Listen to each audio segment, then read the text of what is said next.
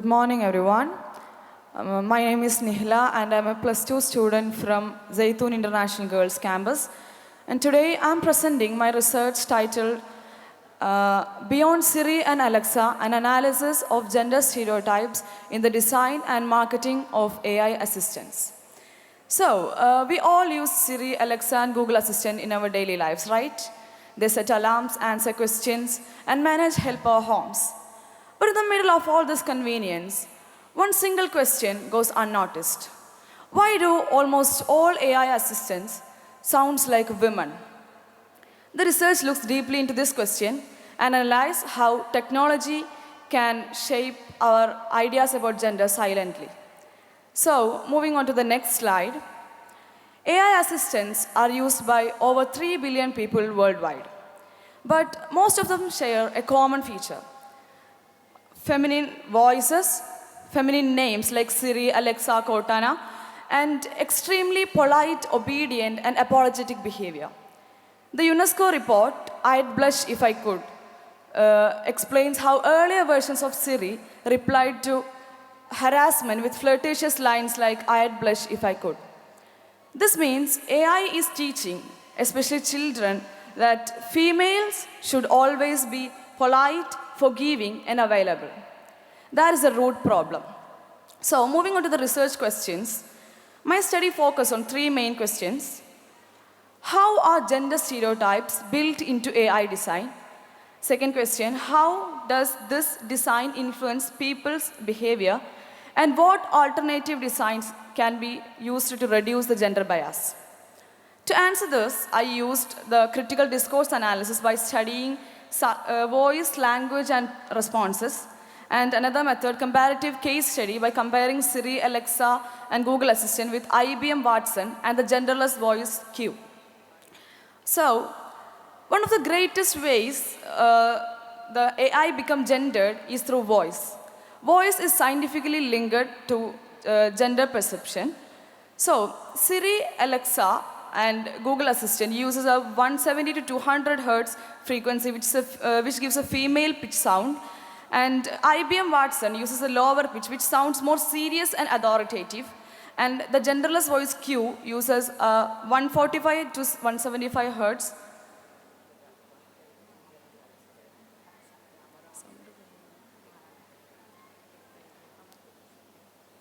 So 145 to 175 hertz is used by the genderless voice Q, sounding neither male nor female. So I'm going to play the sounds of all these assistants I mentioned here.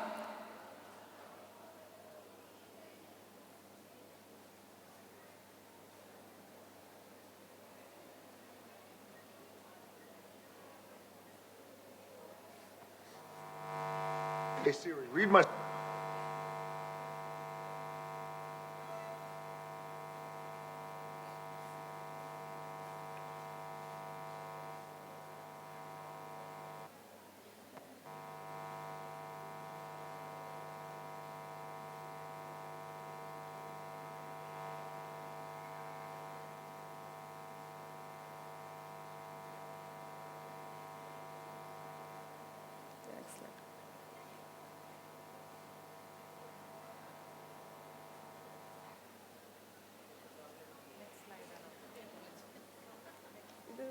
Next slide വരുന്നില്ലല്ലോ ഇത് click ചെയ്തിട്ട് next slide ആവുന്നില്ലല്ലോ ഇത് click ചെയ്ത് നോക്കിയോ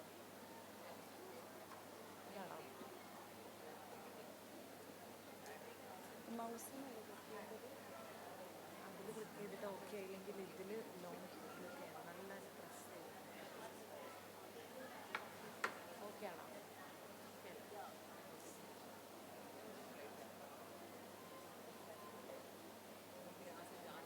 Nothing happens.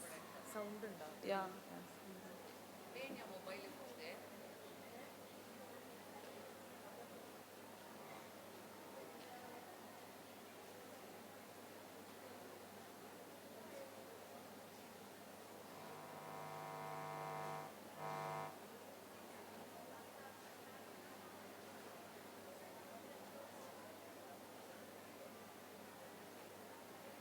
Agents that tackle to sound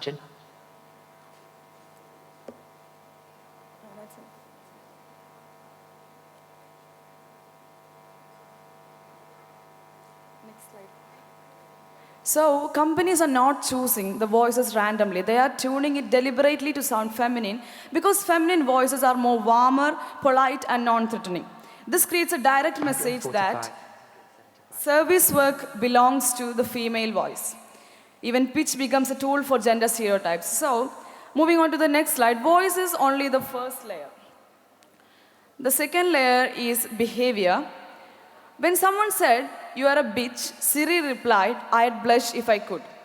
Alexa responded to sexual insults with, "Thanks for your feedback," and Google Assistant replied, "My apologies, I don't understand." All these replies have one thing in common. They all tolerate disrespectful comments. The assistants never get angry, never set boundaries, or never react to rude behaviors. This sends a dangerous message that, especially to children, that it's normal to talk disrespectfully to female-coded voices. Females should accept the rude behavior politely. Even the politeness is programmed as a form of subservience. So the gendering becomes even clearer in advertisements.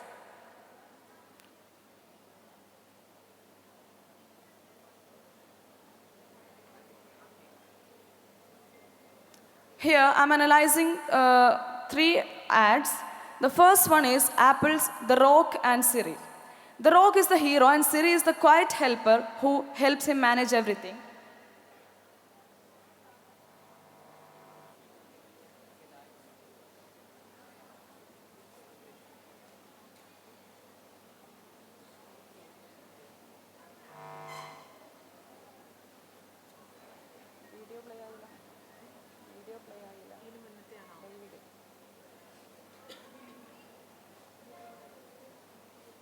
My schedule. You have 25 appointments at 7:15. Hey Siri, show me my life goals list. I found 10 reminders. Hey Siri, give me a Lyft ride to LAX. Lyft can get you a lift in 60 seconds. Hey Siri, what's the temperature in Rome today?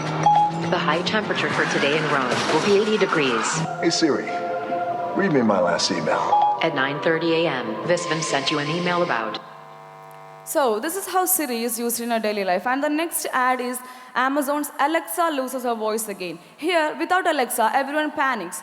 This shows how much we are dependent on a feminized helper. And third one is Google's Home Alone again. Google Assistant does all the domestic work, turning on lights, playing music, locking doors. In all these ads, the digital assistant plays the role of a digital housewife. Meanwhile, the user is usually a man who is in control of everything. So the next slide shows the feminization of AI has serious ethical problems. First one is that it reinforces gender stereotypes. Children grow up thinking that women exist to help. This becomes a part of their mindset. And second one is normalizing abuse. Studies show that men interrupt female AI voices more than male voices. And the third one is shaping future intimacy. AI chatbots and girlfriends are designed to be endlessly patient and submissive. And the fourth problem is limiting imagination. The industry still sticks to stereotypes rather than going for new possibilities. So these impacts show that this problem is not just technical, it's also social. And how do we fix this? My research proposes 4 solutions. First one, use gender default voices as the starting point, not just an option. And the second one, diversify AI development teams. I mean, only 22% of AI development professionals are women. More diversity in professional teams can lead to fewer unconscious biases. And third one is educate users. Teach students and parents about gender bias in technology. And the fourth one is create ethical guidelines for AI. When companies design these AI, they should follow strict rules while designing the AI behavior and responses. To conclude, the AI assistants are not just tools. They are teachers. Their words, their behavior shapes our ideas about gender. Today's feminized AI repeats the old stereotypes. Women are helpers, polite, tolerated, and AI can really change this, but AI does not have to repeat the past. We can redesign its voice, its behavior, and its marketing and create an AI that's more gender respectful and encourages equality and challenges stereotypes instead of reinforcing them. The future of AI is also the future of the society. So let's build it responsibly. Thank you so much for listening, and I would be happy to welcome your questions. Thank you so much for that very wonderful presentation, because this is something that we often forget. Karnam, we often have taken Google Assistance as taken for granted thing, and we don't actually think through the kind of stereotypes it perpetuates, and it was a fantastic paper. And you talked about that the representation on women in AI is quite low. That's just accounting to 22%. So have you thought about any kind of interventions that is possible so that we can have more women in technology? Because are there any solutions that you might have thought through in that lens? Yeah, I mean, when the majority of the AI developers are being men, the program just becomes unconsciously gender biased. But when we include more women, more representation of women in this technological field, we can increase the, we can reduce the gender bias, and the problems I mentioned here can be resolved partially. Thank you.